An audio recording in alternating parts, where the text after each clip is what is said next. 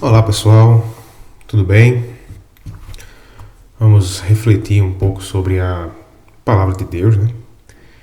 E eu vou convidar você a abrir sua Bíblia, ou então um aplicativo, né, no livro de João, no Evangelho de João, no capítulo 14. Caso você não tenha uma Bíblia no formato de papel, você pode baixar um aplicativo, tanto na Play Store quanto na App Store você encontra diversos aplicativos de Bíblia, né? Você encontra Almeida, NVI, nova versão internacional. Eu vou usar a versão NVT, nova versão transformadora. Você pode encontrar esse aplicativo também nessas tanto na App Store quanto na Play Store, certo? Então vamos olhar aqui o Evangelho de João. A partir do capítulo 14, vamos ler os versículos 15, 16 e 17. São apenas 3 versículos. Assim diz o texto: Se vocês me amam, obedeçam a meus mandamentos. E eu pedirei ao Pai, e ele lhes dará outro encorajador, que nunca os deixará. É o Espírito da verdade. O mundo não o pode receber, pois não o vê e não o conhece.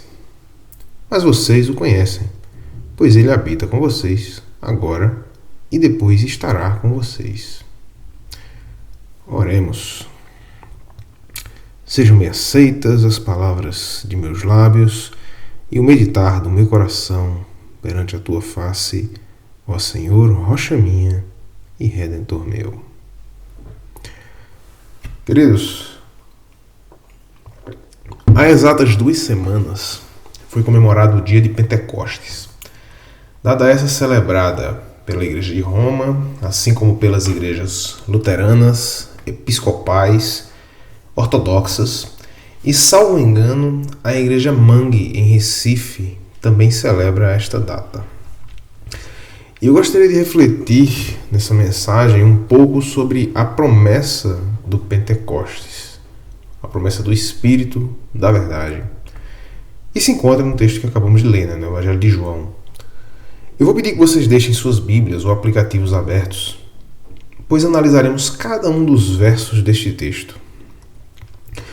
Este texto foi escrito um pouco antes de Jesus ser entregue para o julgamento e posterior crucificação. Na verdade, o contexto dessa circunstância foi esse. A escrita foi posterior. Como ele sabia o que estava prestes a acontecer e sabia que tinha pouco tempo, começou a instruir seus discípulos nos temas mais importantes, os quais eles precisariam de um bom entendimento. Uma situação semelhante pode ser vista com o rei Davi, no 2º capítulo de 1 Reis, no primeiro livro dos Reis. E o tema escolhido por Jesus foi o envio do Espírito Santo. Assim diz o texto, verso 15. Se vocês me amam, obedeçam a meus mandamentos. Por muitas vezes nós nos encontramos em situações de gratidão tamanha, ou de súplica intensa, que desejamos fazer algo para Deus. Por vezes também isso pode ser até arrogante. Há casos de ministros do Evangelho que acreditaram por alguns instantes que Deus precisava deles. Isso é sério. E por terem uma grande plateia, ou serem líderes de grandes igrejas, ou por aparecerem muito na mídia, né? Mas tirando esses casos, por vezes nós gostaríamos de fazer algo por Deus. E nós não sabemos como. Jesus nos diz exatamente o que fazer. Se vocês me amam, obedeçam a meus mandamentos. É tudo que ele nos pede. Que conheçamos, meditemos e pratiquemos os seus mandamentos. É assim que nós podemos obedecer, guardar, né, os mandamentos de Cristo. Praticando, conhecendo, meditando. E a verdadeira prova de amor a Deus não necessita de muito palavreado, não precisa de muita performance. A prática da fé, no seu dia a dia, na escola, no trabalho, seja onde for, na rua, no mercado, a prática da fé é a melhor forma de conhecermos um verdadeiro discípulo de Cristo. Seguindo o texto, vamos dar uma olhada no verso 16. E eu pedirei ao Pai, e ele lhes dará outro encorajador, que nunca os deixará. Algumas versões dizem que Jesus pedirá um consolador. Outras dizem que pedirá um advogado. Eu particularmente gosto muito da versão A Mensagem, de Eugene Peterson, na qual ele diz o seguinte: falarei com o Pai, e ele providenciará outro amigo, para que sempre haja alguém com vocês. Um aspecto bem interessante desse versículo é que é possível ver as três pessoas da Trindade. Repare, e eu, Jesus, pedirei ao Pai, Deus Pai Todo-Poderoso, Criador do céu e da terra, e ele lhes dará outro encorajador, o Espírito Santo, que nunca os deixará. Tem um documento chamado de Confissão de Fé de Heidelberg, que é composto por uma série de perguntas e respostas. É bem interessante. Na sua pergunta 53, ele fala sobre a crença no Espírito Santo. Diz assim a pergunta: o que você crê sobre o Espírito Santo? Aí a resposta é: primeiro, creio que ele é verdadeiro e eterno Deus, como o Pai e o Filho. Segundo, que ele foi dado também a mim, por uma verdadeira fé. Ele me torna participante de Cristo e de todos os seus benefícios. Ele me fortalece e fica comigo para sempre. Tem diversas referências bíblicas que dão base a essas duas respostas, né? A primeira e a segunda. Se alguém tiver interesse, pode entrar em contato e eu posso fornecer essas referências. Ou então você dá uma busca na internet e procura por Catecismo de Heidelberg. E você vai encontrar uma série de referências bíblicas. Então, assim, devemos perceber também que tanto o Pai quanto o Filho estão envolvidos no envio do Espírito Santo, que também é chamado de Espírito de Deus. A expressão pode ser encontrada, por exemplo, no livro de Romanos, no capítulo 8, verso 9. Pause o áudio e procure na sua Bíblia. Diz assim: vocês, porém, não são controlados pela natureza humana, mas pelo Espírito. Se de fato o Espírito de Deus habita em vocês. E se alguém não tem o Espírito de Cristo, a ele não pertence. Romanos 8, verso 9. Outra expressão semelhante aparece no Evangelho de Mateus, no 20º versículo do 10º capítulo. Pause e dê uma olhada na sua Bíblia ou aplicativo. Pois não serão vocês que falarão, mas o Espírito de seu Pai falará por meio de vocês. Mateus capítulo 10, verso 20. Há outros textos nos quais podemos encontrar expressões se referindo ao Espírito Santo, como sendo Espírito de Deus e Jesus. Por exemplo, em Gálatas 4:6, Isaías capítulo 11, verso 2, 1 Pedro capítulo 1, verso 11. Então, não deixe de conferir esses textos em seu aplicativo. Ainda sobre este verso, no final dele é dito que o Espírito Santo nunca os deixará. Na versão de Eugene Peterson, diz que o Pai providenciará outro amigo para que sempre haja alguém com vocês. Em período de isolamento social, é natural que em alguns momentos nós tenhamos uma certa insegurança com relação ao futuro. O fato de muitas pessoas estarem sozinhas em seus apartamentos ou casas, muitas vezes é uma situação bastante estressante. O ser humano não foi pensado para viver isolado. Muitas vezes a solidão pode acarretar em ansiedade e em outros problemas. É uma música composta e gravada por Zé Cavaleiro em 2002, cujo nome é Telegrama, na qual é dito o seguinte: eu estava sozinho, mais solitário que um paulistano. A cidade de São Paulo tem mais de 12 milhões de habitantes e está entre as 10 maiores cidades do mundo. Como pode alguém nesse mar de gente ser parâmetro de solidão, né? Parâmetro de definição de solidão? Parece até paradoxal. Mas de fato as pessoas não se conhecem, não sabem nada a respeito da vida do outro, né, nas grandes cidades. As redes sociais, né, seguem o mesmo caminho, vão pela mesma linha. Ter algumas centenas de amigos digitais não diminui a solidão.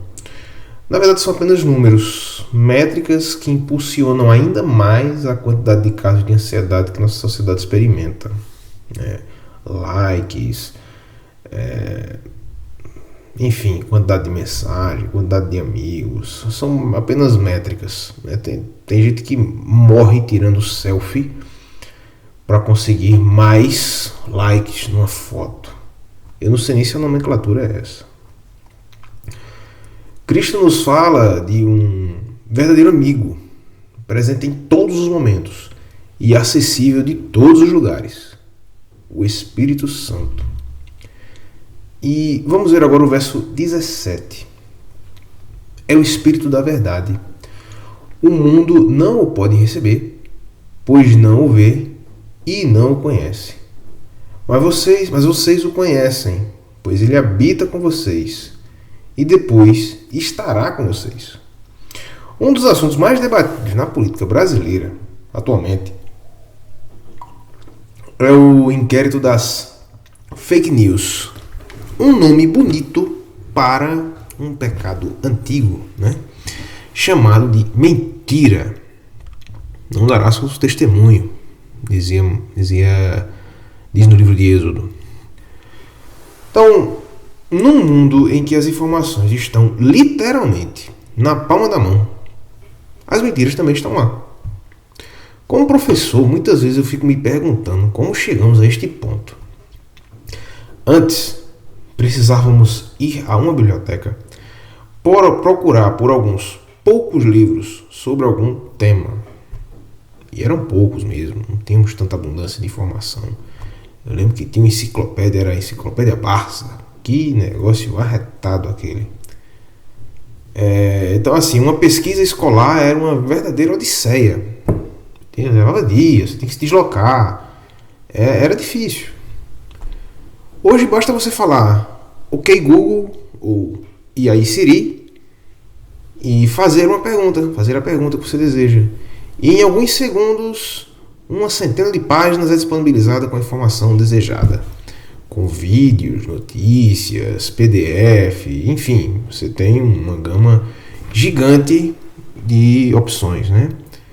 E se você quiser pesquisar em inglês, você tem mais opções ainda. Então, nesse mesmo contexto, existe uma quantidade de informação falsa, uma quantidade de informações falsas tão grande que facilmente as pessoas são enganadas. Vítimas de golpes e de tantos outros crimes. Acredito que hoje, mais do que nunca na história, a definição de verdade está cada vez mais abstrata. Onde buscar a verdade? No Telegram? No WhatsApp? No Instagram? Recentemente tivemos um caso raro na ciência. Um artigo foi despublicado. 3 dos 4 autores pediram para despublicar, né?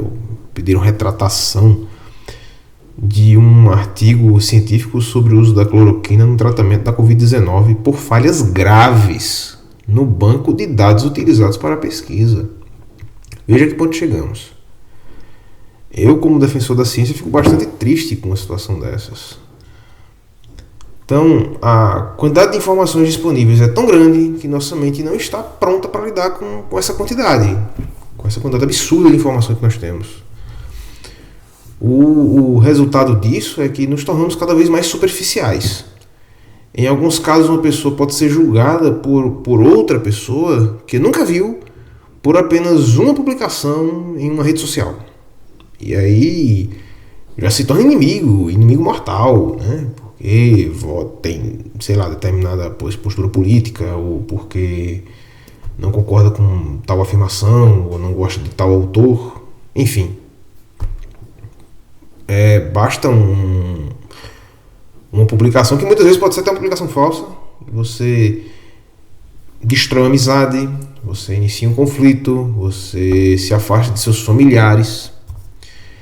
E neste momento, a Bíblia, um livro antigo, nos diz que Deus nos enviará o Espírito da Verdade, Que tesouro tão valioso!